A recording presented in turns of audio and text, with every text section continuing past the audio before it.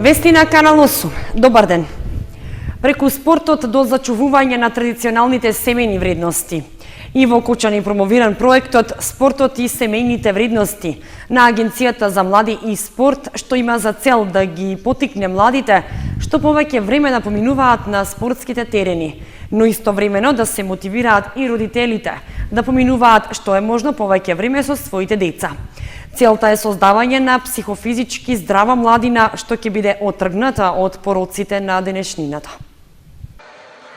Спортот и семејните вредности е новиот проект на Агенцијата за млади и спорт, чија цел е враќање на подзаборавените традиционални семејни вредности, односно спортување на децата заедно со своите родители. Преку игри во кои беа вклучени децата од сите 5 основни училишта, проектот беше промовиран и во Кучани. Во игрите победници и победени немаше, туку победи дружбата.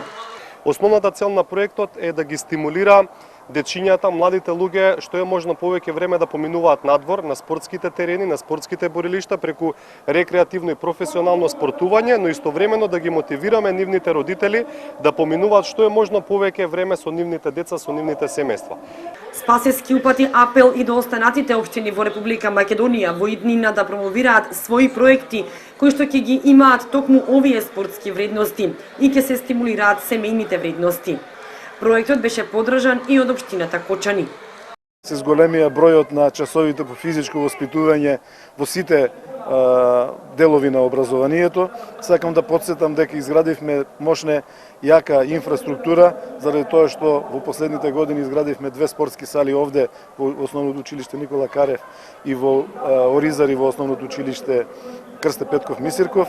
Изградивме 6, односно дури 7 повеќе наменски игралишта заедно со Агенцијата за спорт и млади. Општина Кучани е пета општина во која што се имплементира овој проект. Претходно се реализираше во Скопје, Штип, Прилеп и Василево, каде што интерес за учество покажале и родителите и младите луѓе. Во пожар што настанал по полноќ, оштетена е опремата на кабелската телевизија во Виница. Во огаснењето на огнот интервенирале виничките пожарникари, а полицијата се сомнева дека пожарот бил намерно подметнат. Пожар ја пеплоса опремата на кабелскиот оператор Винсат во Виница, сместена во барака на улицата Пионерска. Техничките уреди преку кои се пренесуваше телевизискиот и интернет сигналот се целосно оштетени, поради што сите претплатници се оневозможени да ги користат услугите на операторот. Со оглед што пожарот избувнал по полноќ, внатре немало никој, па нема ниту повредени. Во текот на целиот ден вработените во Винсат ја изнесуваа опремата и ги расчистуваа остатоците од огнената стихија, обидувајќи се да се огледаат дали нешто може повторно да се искористи за да може состојбата што побрзо да се нормализира.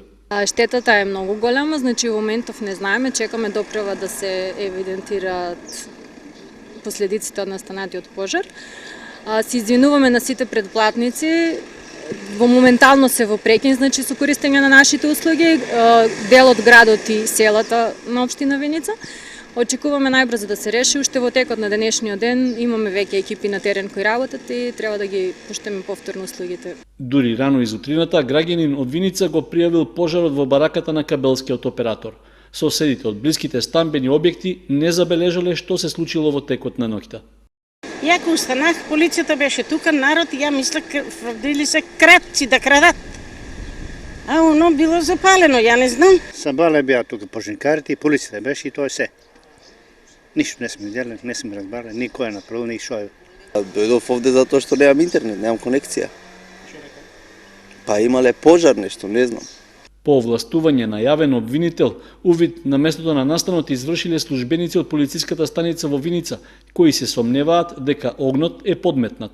Пожарот најверојатно е предизвикан со помош на пластично шише во која имало запаллива течност и пластично црево. За време на пожарот опожарена е дел од електронската опрема на кабелската телевизија. 40 минути по интервенцијата на територијалната противпожарна единица од Виница, пожарот бил локализиран. Од полицијата велат дека се преземаат мерки за целосно расчистување на случајот и откривање на евентуалниот подметнувач на огнот. Полагањето на државната матура за матурантите ќе се спроведе од 4 до 15 јуни. Средното општинско училиште Гошо Викентиев беше домаќин на обуката за тестатори за спроведување на матурата. Предавачи беа советници од Бирото за развој на образованието. Средните училишта во Кочани се подготвуваат за полагање матура и завршен испит за учениците што го завршуваат средното образование. Средното општинско училиште Гошо Викентиев беше домаќин на обуката за тестатори за државна матура од двете средни училишта. Предавач беше Татјана Лазарова, советник од Бирото за развој на образованието. Датумите за полагање државна матура се веќе објавени.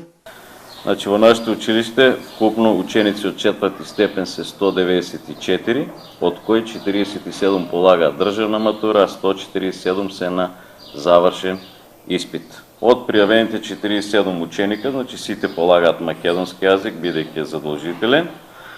Истиот ќе се одржи на 4.6.2016. Математика полагаат вкупно 13 ученика. Информација дека сите ученици ќе полагаат во СОУ Лјупчо Сантов. Значи, на едно место ќе се спроведе полагањето и за нашите и за учениците од Лјупчо Сантов. Англиски јазик се полага 37 ученика, се полага на 13.6. Бизнис полагат 42 ученика и историја 2 ученика, се полага на 15.6. Сите испити од државна матура започнуваат во 10 часот. Од тригодишното образование пак во ово училиште 14 ученици полагаат завршен испит. Сите задолжително полагаат македонски јазик и практична настава. Заштитата од комарците општина Виница ја реализира етапно. По првото ларвицидно третирање, синоќа беше спроведено тереистичко, а во јуни и јули ќе се спроведе авионско прскање. Општина Виница синоќа ја спроведе втората фаза од акцијата за заштита на населението од комарци. За разлика од првата фаза во која што беше спроведено ларвицидно прскање со ларвицидно еколошко средство на површина од 4 хектари по теченијата на Виничка и Градечка река. Во втората фаза се изврши тереистичко дезинсекционо третирање на површина од 500 хектари, исто со водно растворлив широкопојасен инсектицид препарат Аквакотрин, одобрен од Бирото за лекови.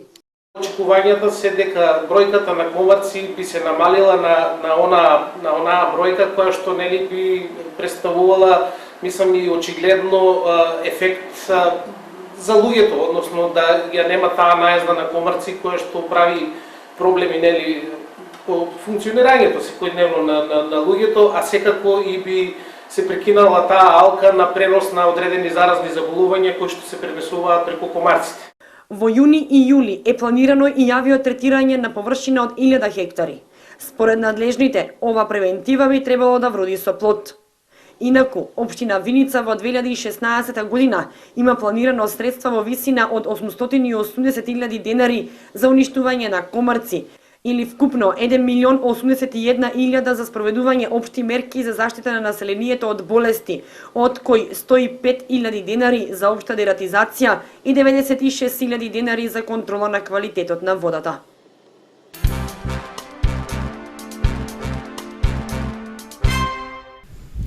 Во основното училиште Гоце Делчев во Виница се одржа едукативна работилница за правата на децата и функционирањето на семејството во современото општество.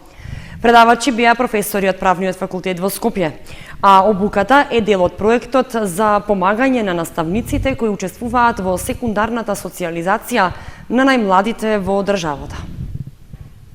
Семејството и правата на детето како клучен фактор во образованието беше тема на едукативната работилница што во основното училиште Гоце Делчев во Виница ја организираше Институтот за правно-економски истражувања и едукација Јуридика Прима од Скопје.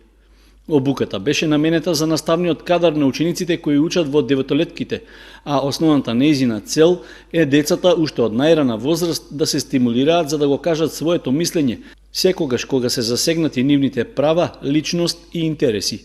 Семејството и бракот во последните неколку децении е засегнато со бројни предизвици. Како никогаш досега во човековата историја, во последниве децении се случуваат револуционерни па и драматични промени, кои што се изразуваат преку зголемување на разведените бракови, преку зголемувањето на бројот на вонбрашни заедници, вонбрачно родени деца, да не говориме за феноменот на семејното насилство, кој што представува глобална пандемија, речиси во сите современи општества. На работилницата во Виничкото основно училиште беше речено дека сите овие феномени негативно влијаат врз развојот на децата, а токму наставниците, како дел од секундарната социјализација на најмладите, се соочени со таквите случувања и најмногу можат да им помогнат, за да делуваат превентивно и да им објаснат на децата кои се нивните права и одговорности. На работилницата, освен за правните, стана збор и за етичките аспекти кои се дел од воспитувањето на најмладите. Граѓаните да имаат очекувања што се случува кога ќе го пратат детето на училиште, учениците да имаат очекувања од наставниците, а наставниците да имаат исто така очекување како ќе се однесуваат во однос на своите колеги, да направат еден начин на кој што фелата сама ќе ги оцени тие професионални стандарди кои што се нужни за секојдневието на образованието. Едукацијата за наставниците во основното училиште Гоце Делчев е дел од заложбите на членовите на Институтот за правно-економски истражувања и едукација Юридика Прима, вакви предавања да се одржат во повеќето градови во државата. Во план е доколку има интерес и можности, обука да се одржи и за наставничкиот кадар во основното образование во Кочани. Успеси на учениците од основното училиште Никола Карев. На државниот надпревар по хемија што се одржа во Скопје, ученикот Стеван Богданов го освои првото место, а по биологија третото место на државно ниво. Во саботата во Скопје се одржа првиот државен надпревар по хемија на кој што основното училиште Никола Карев се представи со ученикот Стеван Богданов од 9-то одделение, кој што го освои највисокото прво место. Додека можеме гордо да кажеме дека на државниот надпревар го покажа својот максимум, така да има прво место освоено во конкуренција од 60 надпреварувачи. Ученикот Богданов на државниот надпревар по биологија пак го освои третото место. Инаку се гордеам како одделенски раководител на ученикот Стефан Богданов, кој е од 9-2 одделение. Во своето школување досега многу пати докажал на многобројни регионални државни надпревари. Тоа го докажа еви на последниот, да не се повторуваме, и на последниот надпревар, на државниот надпревар по биологија, каде го освои третото место. Исто хемија прво место на државен надпревар, учествуваше на државен надпревар по англиски, по математика. Богданов не застанува тука и понатаму ќе го промовира училиштето и општината Кочани со учество на државни и меѓународни надпревари. Секако јас и понатаму каде и да се определам да продолжам со средното образование, ќе се трудам да освојувам што повеќе вакви награди и да имам подобри резултати во едни. На 4 јуни ќе се одржи првиот државен надпревар по природни науки за учениците од 4 и 5 одделение, каде што основното училиште Никола Карев од Кочани ќе учествува со ученичката Мартина Митева од 4 одделение, која што се пласираше преку регионалниот надпревар, и со учениците Никола Малешевски и Јана Танасковиќ.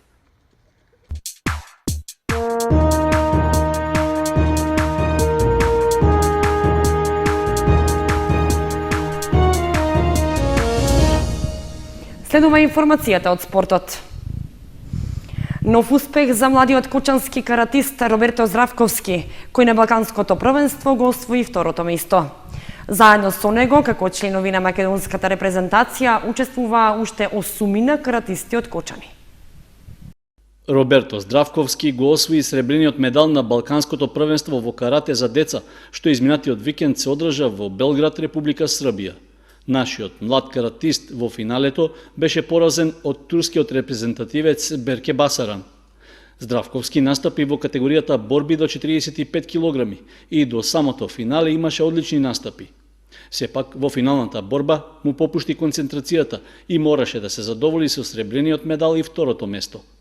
Од другите 8 надпреварувачи од Кочани кои во склоп на репрезентацијата на Македонија отпатуваа на Балканијадата, единствено минутогодишниот шампион Ѓорги Петров стигна до 5-тото место. На надпреварот учествуваа 830 надпреварувачи од 11 држави: Македонија, Србија, Црна Гора, Турција, Бугарија, Словенија, Хрватска, Албанија, Босна и Херцеговина, Романија и Косово.